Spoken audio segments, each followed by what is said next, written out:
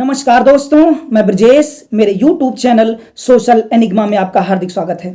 आज हम बात करेंगे फिल्म द कश्मीर फाइल्स पर। आपको पता है इसको लेकर पूरे भारत में बवाल मचा हुआ है, विदेशों में भी इसको लेकर बहुत सारी चर्चाएं हो रही हैं और पूरा भारत दो धड़ों में बढ़ चुका है। एक का मानना है इस फिल्म को हर व्यक्ति तक पहुंचना चाहिए, दूसरे धड़े का मानना है नहीं, ये फिल्म सही नहीं है, इसको दिखाया नहीं जाना चाहिए। आज हम बात करेंगे कश्मीरी पंडितों पर। क्या थी कश्मीरी पंडितों की दुर्दशा, जिसको आज तक न किसी भी सरकार ने, न किसी मीडिया ने, न किसी प्रोडक्शन हाउस ने उसके खिलाफ एक शब्द बोलने की जरूरत नहीं की। क्योंकि आपको अब समझना जरूरी हो गया है कि दुनिया की पॉलिटिक्स को समझने के लिए कई चीजें समझनी होगी। जब आप किसी भी विषय को जानने जाएं तो सबसे जरूरी होता है उसके पीछे के इतिहास को। आज मैं कश्मीरी पंडितों को कश्मीर से भगाए जाने के इतिहास के बारे में बात करूंगा। उसके पहले आप चैनल को लाइक, शेयर और सब्सक्राइब जरूर कर लें। तो शुरू करते हैं। समय है 1980 का, यानी 1980 का समय था। उस समय जम्मू कश्मीर के जो मुख्यमंत्री थे उनका नाम था शेख अब्दुल्ला। यह वही शेख अब्दुल्ला है जिनको जवाहरलाल नेहरू अपना सगा भाई कहा करते थे। जवाहरलाल नेहरू कहते थे कि शेख अब्दुल्ला एक तरह से मेरे सगे भाई हैं और उनको बड़े भाई की तरह से प्रेम किया करते थे जवाहरलाल नेहरू। ये वही शेख अब्दुल्ला हैं जिनके जिद करने पर जवाहरलाल नेहरू ने जम्मू कश्मीर को 370 धारा 370 जो आर्टिकल 370 है इसको लागू किया था, सिर्फ और सिर्फ अपने भाई, या कह सकते हैं जिनको वो भाई मानते थे, उनकी जिद पूरी करने के लिए जवाहरलाल नेहरू ने 370 धारा को शेख अब्दुल्ला के कहने पर लगाया। अब 1980 आते आते शेख अब्दुल्ला की पॉलिटिक्स कमजोर होने लगी, तो उन्होंने कम्युनल या कह सकते हैं सांप्रदायिक राजनीति का सहारा लिया और वहां के हिंदुओं के खिलाफ मुसलमानों के दिलों में जहर भरना चालू किया। लेकिन अचानक होता यह है कि 1982 में जो जहर वो बो रहे थे, लेकिन बोते बोते 1982 में उनकी मृत्यु हो जाती है। 1982 में मृत्यु होने के बाद उनका लड़का, जिनका नाम है, आज भी ये जिंदा है, इनका नाम था फारूक अब्दुल्ला। 1983 में फारूक अब्दुल्ला को वहां का होता क्या है कि ये भी अपने पिता के ही रास्ते पर चलने लगे। उस समय 1984 का समय आया, जुलाई 1984 का समय था। कांग्रेस की सरकार थी और इंदिरा गांधी उस समय प्रधानमंत्री थी। इंदिरा गांधी ने फारूक अब्दुल्ला को हटा दिया। हटाने का प्लान यह बनाया कि फारूक अब्दुल्ला के जीजा, जिनका नाम था गुलाम मोहम्मद शाह के साथ मिलकर इंदिरा गांधी ने फारूक अब्दुल्ला की सरकार को गिरा दिया, क्योंकि इंदिरा गांधी फारूक अब्दुल्ला को पसंद नहीं करती थी। 1984 में ही इंदिरा गांधी की मृत्यु हो गई। उसके बाद जब इंदिरा गांधी ने फारूक अब्दुल्ला की सरकार को गिराया तो वो उस समय जो गवर्नर थे उनका नाम था जगमोहन ने ही एक तरह से फारूक अब्दुल्ला की सरकार को गिरा दिया था और उनके जीजा, जिनका नाम था गुलाम मोहम्मद शाह, अब उनको वहां का मुख्यमंत्री बना दिया। 1984 में इंदिरा गांधी की मृत्यु हो जाती है और 1986 तक करीब करीब गुलाम मोहम्मद शाह जम्मू कश्मीर के मुख्यमंत्री रहे। 1986 में के समय तक, अब क्योंकि राजीव गांधी उनके लड़के प्रधानमंत्री बन चुके थे और राजीव गांधी और फारूक अब्दुल्ला में गहरी दोस्ती थी, दोनों साथ पढ़ा करते थे। जिस तरह से राजीव गांधी के पिता, ये कह सकते हैं जवाहरलाल नेहरू और शेख अब्दुल्ला में दोस्ती थी, वैसी ही दोस्ती किसमें थी, राजीव गांधी और फारूक अब्दुल्ला के बीच। अब राजीव गांधी ने फिर से फारूक अब्दुल्ला को वहां का मुख्यमंत्री बना दिया 1987 में। 3 महीने तक वो प्रधानमंत्री रहे, उसके बाद फिर से चुनाव करवाए गए। 1987 में जब फिर से चुनाव करवाए जा रहे थे, 2 पार्टियां जम्मू कश्मीर के अंदर लड़ रही थी। एक पक्ष था जिसमें कांग्रेस और नेशनल कॉन्फ्रेंस, यानी कांग्रेस के साथ साथ फारूक अब्दुल्ला की पार्टी लड़ रही थी। दूसरी तरफ एक नई पार्टी बनी थी जिसका नाम था MUF, यानी मुस्लिम यूनाइटेड फ्रंट। इस चुनाव में जनता का और लोगों का मानना था, उस समय की खबरों के अनुसार ये बताया जाता था कि MUF जो पार्टी, यानी मुस्लिम यूनाइटेड फ्रंट जो पार्टी है, इसका जनता में ज्यादा प्रभाव था और वहां की जनता इस पार्टी को चुनना चाहती थी। इसके जो बड़े नेता थे, जिनको आज अभी आप जानते हैं, ज्यादातर सब आतंकवादी हैं, जैसे यासीन मलिक, सैयद सलाउद्दीन, सैयद अली जिलानी, ये पहले नेता हुआ करते थे, कश्मीर के खिलाफ, कश्मीर के लिए लड़ने लगे और आतंकवादी बन गए। कहते हैं कि 1987 के चुनाव में MUF पार्टी जीतने वाली थी क्योंकि जनता इसे बहुत पसंद कर रही थी, लेकिन राजीव गांधी यानी कांग्रेस और नेशनल फ्रंट यानी कि फारूक अब्दुल्ला की पार्टी, दोनों ने मिलकर इस चुनाव में भयानक धांधली की और इस तरह से मुस्लिम यूनाइटेड फ्रंट यानी दूसरी जो पार्टी थी वो हार गई।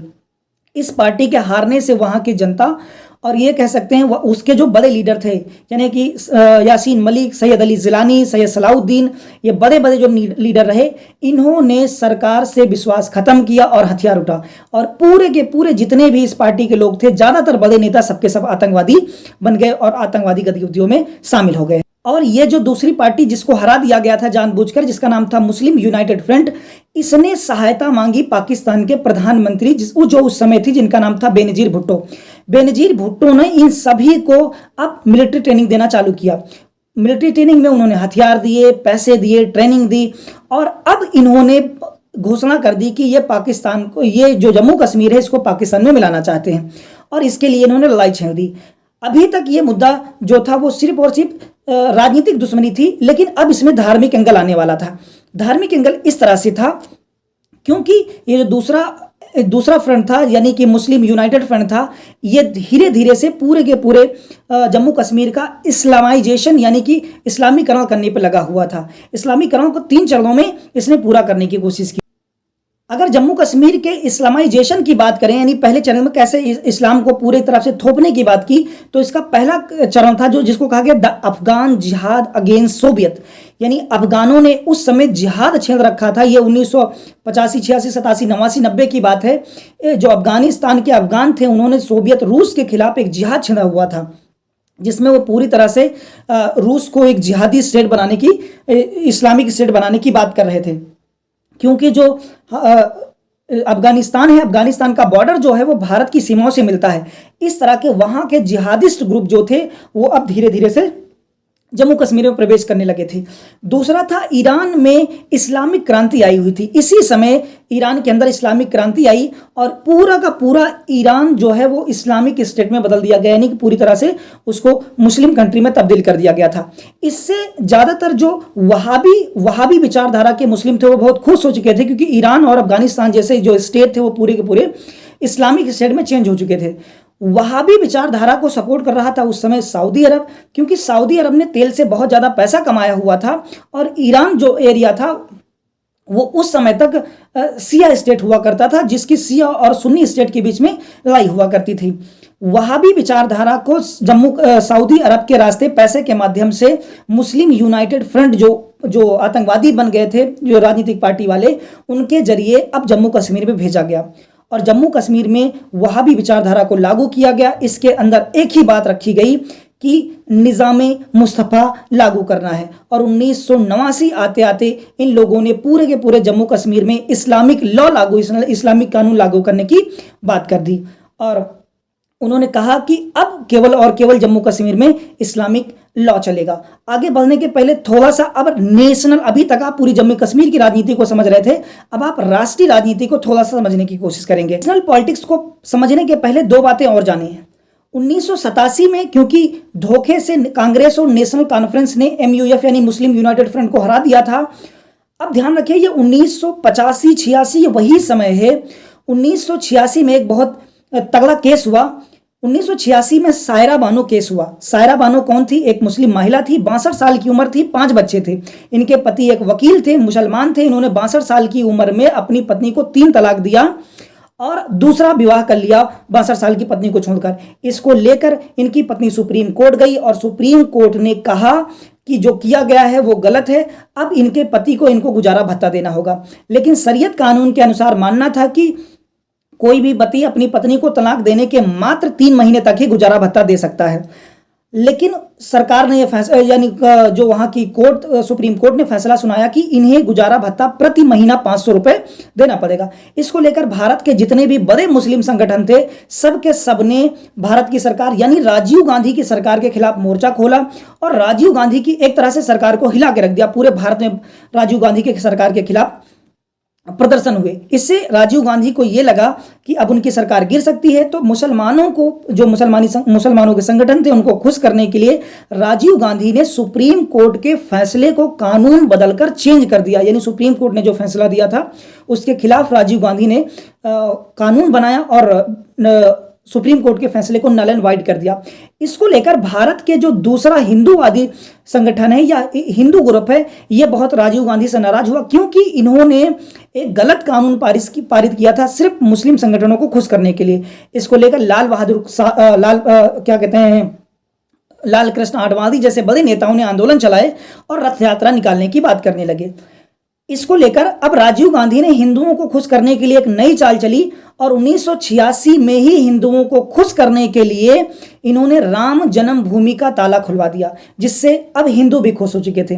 लेकिन इस राजनीतिक उठापटक में आगे जाके जो राजीव गांधी थे वो चुनाव नहीं जीत पाए।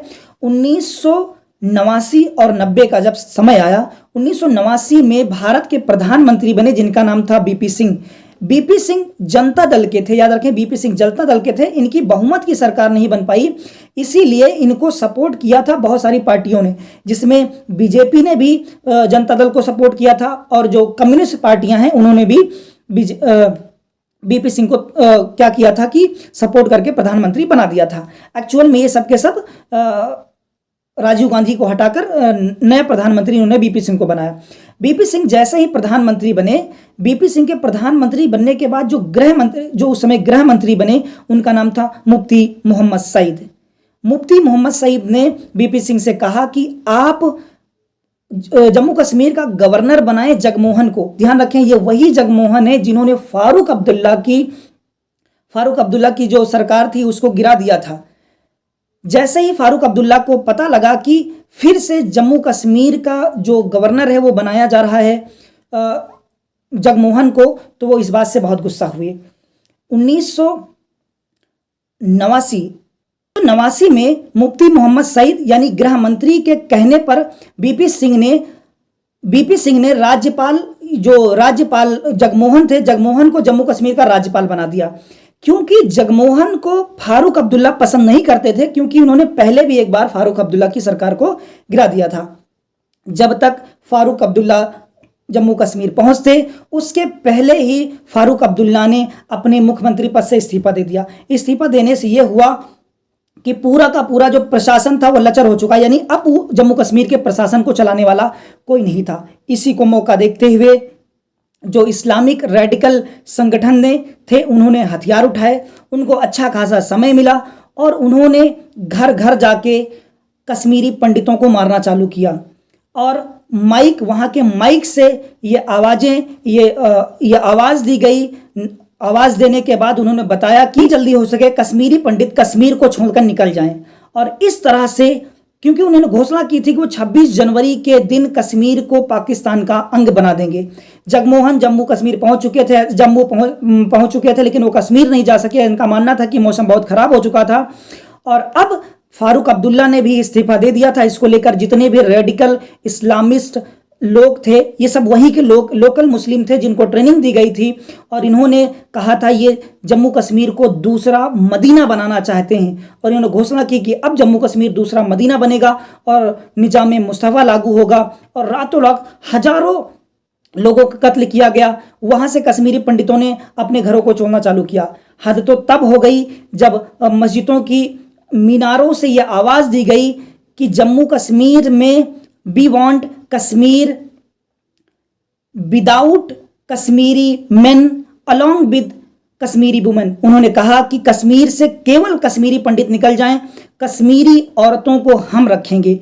ऐसे नारे लगाए गए जम्मू कश्मीर से, और इस तरह से वहां से रातों रात 7 लाख कश्मीरी पंडितों को अपने घरों को छोड़कर बाहर निकलना पड़ा। ये जितनी बड़ी त्रासदी थी धर्म को लेकर आप सभी समझ सकते हैं, लेकिन जो पॉलिटिक्स थी उसको समझना थोड़ा सा कठिन हो सकता था। इसीलिए मैंने कोशिश की थी इसके बीच की पॉलिटिक्स को समझाने की। किस तरह से फारूक अब्दुल्ला, मुफ्ती मोहम्मद सईद, बीपी सिंह, राजीव गांधी, या जो उनके दामाद थे जिनका नाम था गुलाम मोहम्मद शाह, सब अपनी अपनी राजनीति के लिए वहां पर कश्मीरी पंडितों को मरवा रहे थे केवल धर्म के नाम पर, और उसको इस्लामिक स्टेट घोषित करने की बात कर रहे थे। आज हम देखते हैं कि भारत के अंदर कहीं भी कोई फिलिस्तीन के लिए झंडे लेकर बैठा कि फिलिस्तीन में लोग मारे जा रहे हैं तो उनकी शांति में हम आवाज़ उठाते हैं। रोहिंग्या मुसलमानों के लिए भी आवाज़ उठाने वाले लोग हैं। अफगानिस्तान से आए हुए लोगों के लिए भी भारत में आवाज उठाने वाले लोग हैं, लेकिन वहीं भारत में मात्र 30 साल पहले 7 लाख लोगों को उनसे घर से बेघर कर दिया गया। उनकी आवाज उठाने वाला कोई नहीं। ये ऐसा सेंसिटिव विषय है कि इस पर बोलते हुए भी लोगों की जुबानें कांप जाती है, क्योंकि सच्चाई सुनने की शायद लोगों में ताकत नहीं होती है। ये घर देखिए, कितना शानदार सा घर है कश्मीरी पंडित का। अब दूसरी फोटो देखिए, किस तरह से टेंट में वही कश्मीरी पंडित रह रहे हैं, यानी उनके घरों को वहां के लोकल लोगों ने छीन लिया, उनकी बहन बेटियों का बलात्कार किया गया। ये सब 1950 में आज़ादी के बाद हुआ, मात्र 30 साल पहले, जिसके बारे में शायद भारत के 10% लोग भी मुश्किल से नहीं जाने होते। जितना ये धर्म का मामला है, उतना ही ज़्यादा ये राजनीति का मामला है। धार्मिक एंगल इतना आगे बढ़ चुका था कि वहाबी विचारधारा को फैलाने के लिए वहां पर एक धर्म को चुन चुन के मारा जा रहा था, जिसको छोड़कर वो बाहर निकले थे। उम्मीद है मैंने इसकी पॉलिटिक्स को समझाने की बेहतरीन कोशिश की है, बहुत रिसर्च की है, वीडियो लंबा भी है, लेकिन मुझे लगता है कि आप समझ गए होंगे। जो चीज़ें ना समझ में आए, मैं अगले वीडियो में आपको समझाने की कोशिश करूंगा। उम्मीद है आप बेहतर होंगे। धन्यवाद। जय हिंद।